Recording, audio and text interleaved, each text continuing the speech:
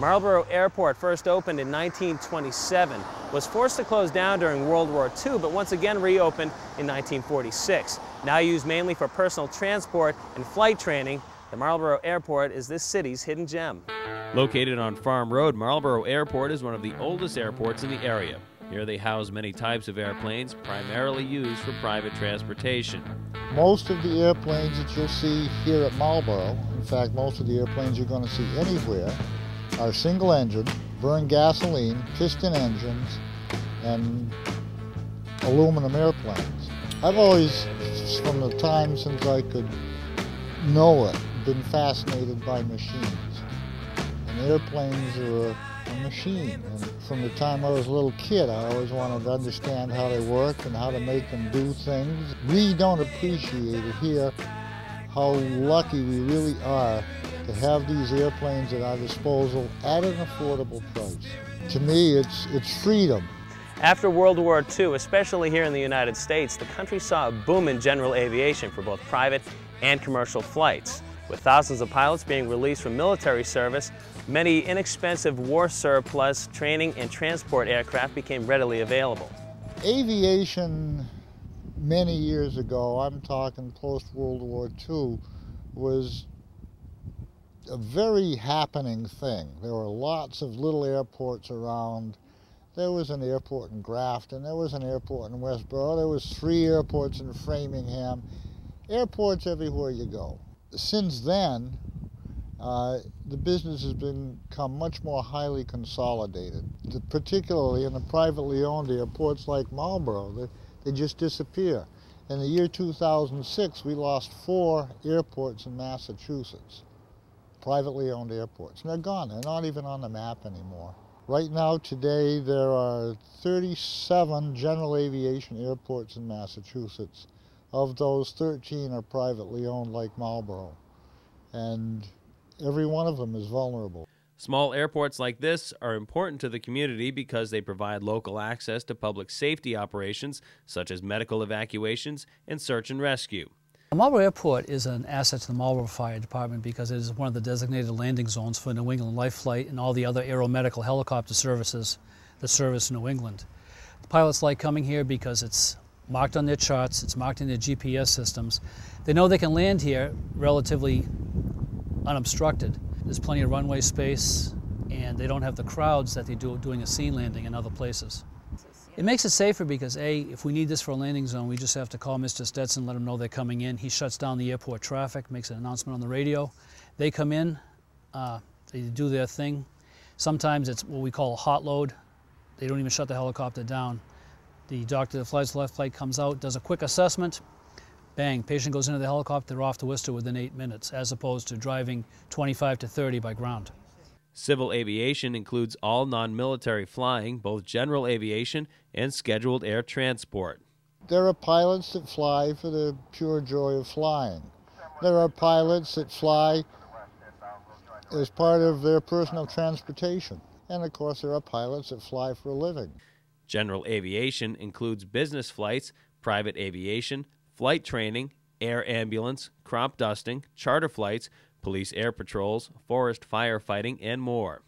Whether they're towing banners in the sky, or whether they're flying people to Hawaii, or hauling canceled checks around at night, or flying air cargo, there's all kinds of pilots out there. You can start out as a recreational or for fun pilot, which is what I am.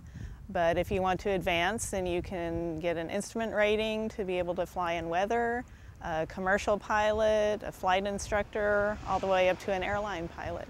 Most of the use of Marlborough Airport is for people that use airplanes for personal transportation.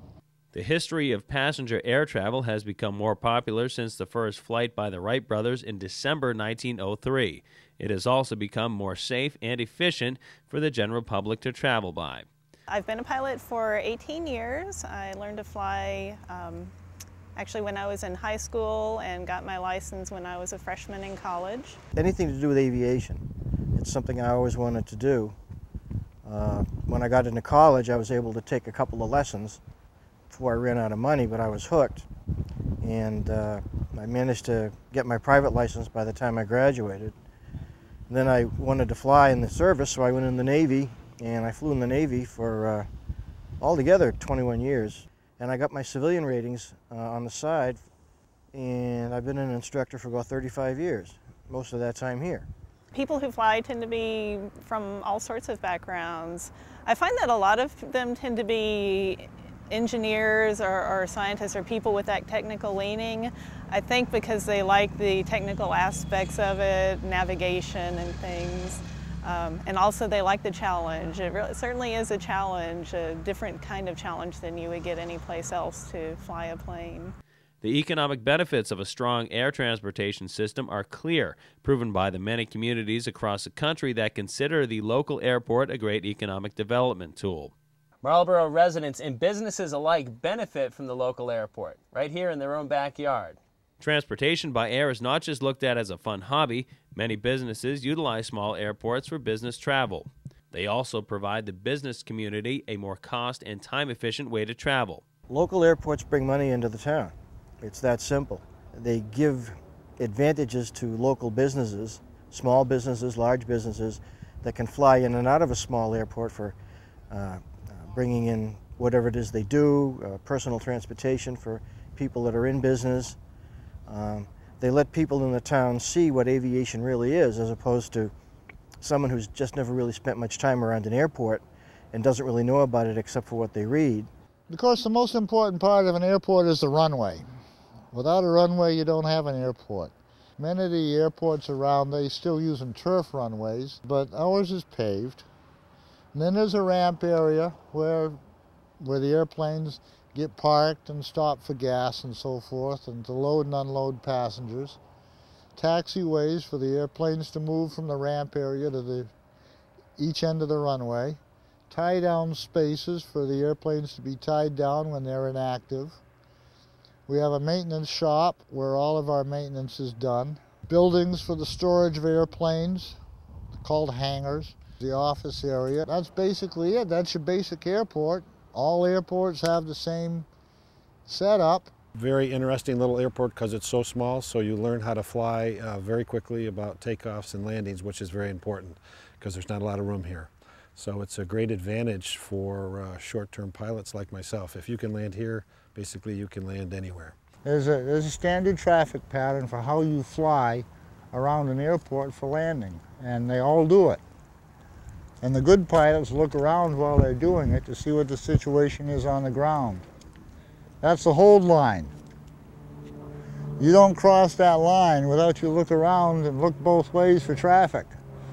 This word Marlborough on the ramp, by the way, is not there for vanity. It is required by state law that the name of the airport either be on the ramp or on one of the buildings. And sometimes when you're flying cross country, you get a little disoriented. There it is. I'm at Marlborough. Since there are so many airplanes and airports in the United States, you would think the average person would know the basics about the aviation industry, right? Wrong. Many people have the popular misconception that aviation is just a rich man's hobby. But it's not just for the rich, and not just for men, and it's not just a hobby. I managed to get my license when I was a high school student and college student. It doesn't take as much money as people think it does. It's definitely not a pursuit just for the rich and privileged. It's something for everybody to enjoy. Most people that don't fly in small aircraft, or even some people that do, they tend to have a complicated view of aviation because they hear bad news more often than good news about aviation. I guess that's the nature of the news business. I think there can be a misconception that flying is dangerous. You see commercials comparing pilots to daredevils, but actually we're a very safety conscious bunch. From a media perspective, if it bleeds, it leads. If I have an airplane that slides into the fence at 10 miles an hour and I call 911, within 15 minutes there'll be a helicopter right up there taking pictures. I will almost guarantee you that the newscast will say, and miraculously nobody was hurt. There's no miracle about it whatsoever. You can hit that fence on a bicycle and get hurt worse than you would hitting the fence with an airplane.